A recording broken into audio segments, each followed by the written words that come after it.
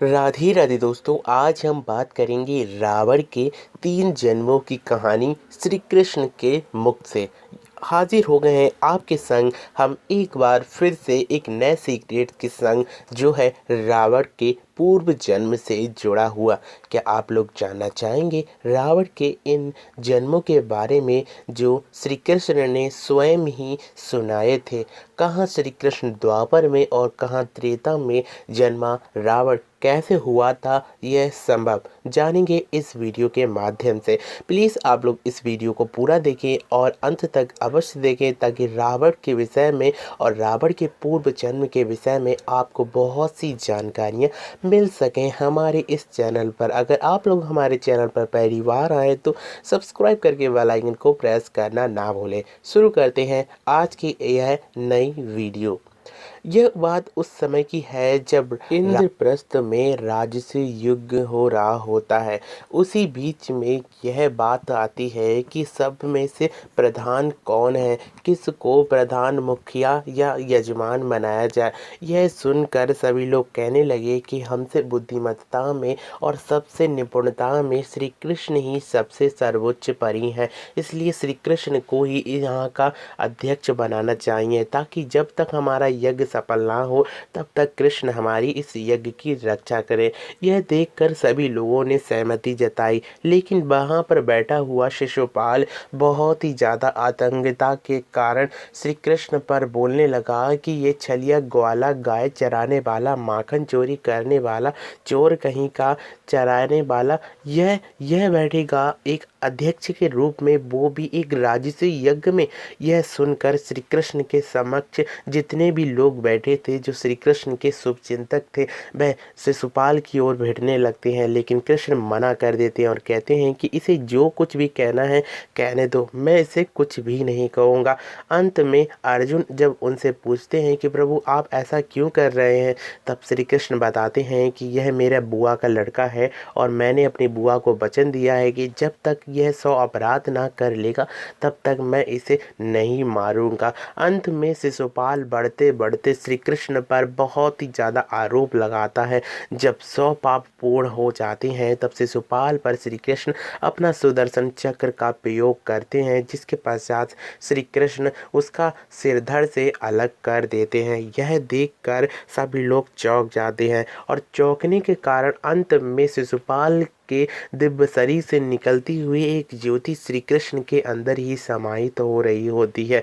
यह देखकर श्री कृष्ण के समक्ष बैठे हुए युधिष्ठिर को बहुत ही ज़्यादा आश्चर्य होता है और वह कहने लगते हैं कि प्रभु यह मेरे मत से परे है, लेकिन मैं जानना चाहता हूँ कि आपने एक मूर्ख को, एक पापी को मार कर भी अपने में ही समाहित कर लिया, अर्थात उसका उद्धार कर दिया। यह सुनकर श्री कृष्ण कहते हैं कि यह एक जन्मों की कहानी नहीं है, अपितु 3-3 जन्मों की कहानी है, जिसे सुनाने में आप सभी को समय लगेगा। लेकिन श्री कृष्ण कहते हैं कि मैं इस विषय पर अभी इसी वक्त बात करूंगा। यह सुनकर सभी लोग युधिष्ठिर की तरह बैठ जाते हैं और श्री कृष्ण बताते हैं कि यह जिस शिशुपाल आप देख रहे हो, यह 3 जन्मों से उद्धार और मुक्ति के लिए तरस रहा था, लेकिन आज इसका उद्धार और मुक्ति संभव हो पाया है, क्योंकि 3 जन्मों में इसे राक्षस बनने का श्राप मिला था। यह जब मैं नारायण था और नारायण जब मैं बैकुंठ में था,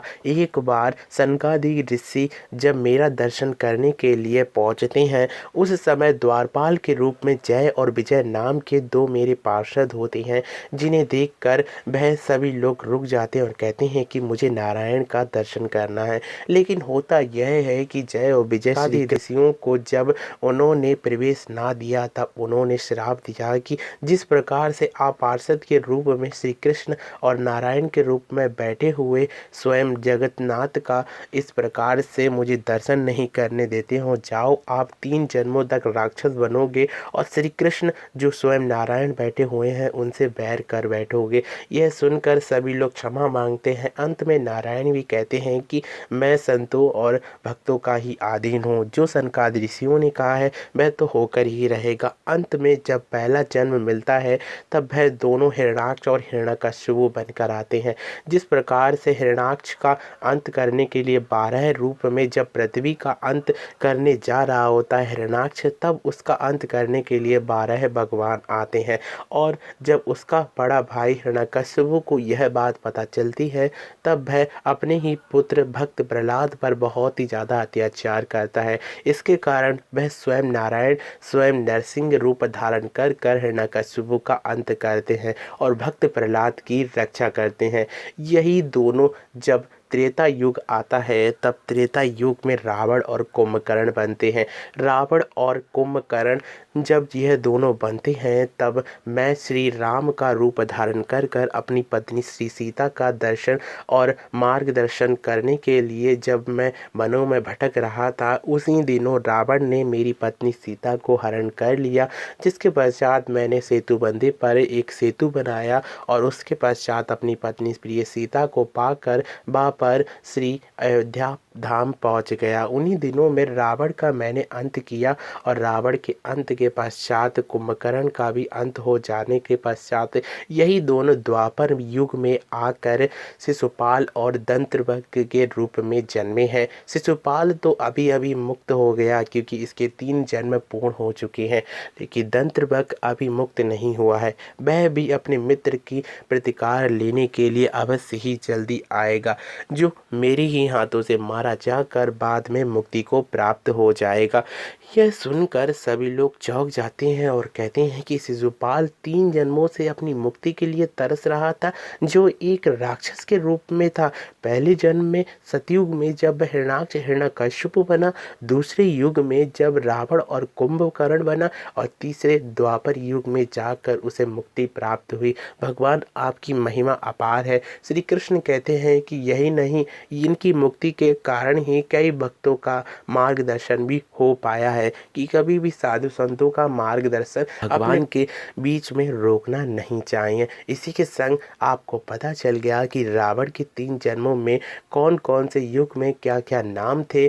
पहले युग यानी कि सतयुग में हिरण्याक्ष और हिरण्यकश्यप बनकर आए, दूसरे युग यानी कि त्रेता में रावण और कुंभकर्ण, और तीसरे युग यानी कि द्वापर में दंत्रवक्र और शिशुपाल बनकर आए, जो श्री कृष्ण के हाथों ही मारे गए। वैसे दंत्रवक्र का अंत जब हुआ था, जब श्री कृष्ण के समक्ष वह अपनी ही सेना को साथ में लेकर शिशुपाल के अंत के प्रतिकार को लेने के लिए आया था। इसी के पश्चात उसकी भी दिव्य ज्योति श्री कृष्ण में समाहित हो गई थी और इन दोनों के मरने के पश्चात यह जय विजय नाम के पार्षद स्वयं श्री नारायण की सेवा के लिए उपस्थित हो गए थे। तो इसी के संग मिलेंगे एक नए वीडियो के संग। तब तक के लिए मेरे संग प्यार से बोलते रहिए। राधे राधे।